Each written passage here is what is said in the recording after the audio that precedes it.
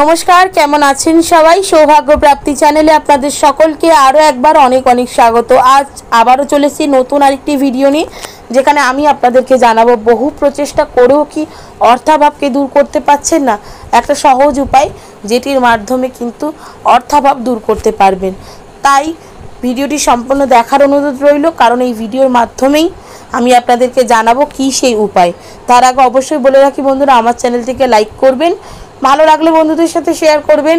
এই সংক্রান্ত কোনো জিজ্ঞাসা থাকলে অবশ্যই কমেন্ট বক্সে এসে জিজ্ঞেস করতে পারেন। সাবস্ক্রাইব করে বেল বাটনটা প্রেস করে রাখবেন, যাতে আমি যখনই নতুন কোনো ভিডিও দিই না কেন সেটা সরাসরি আপনার কাছে পৌঁছে যায়।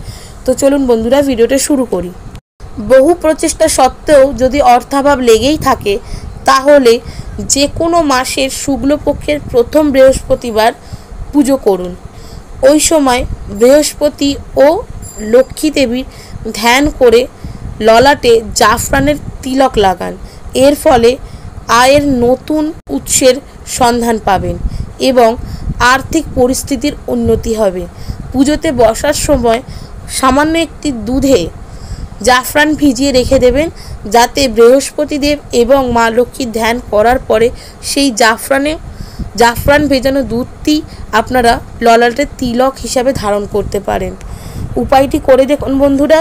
অর্থ রিলেটেড সমস্যা যেটা বারংবার চেষ্টা করেও আপনারা সেই সমস্যাটির সমাধান করতে পারছেন না, এই ছোট্ট একটি ক্রিয়ার মাধ্যমে, পুজোর মাধ্যমে আপনারা কিন্তু অর্থ রিলেটেড সমস্যার সমাধান করতে পারবেন।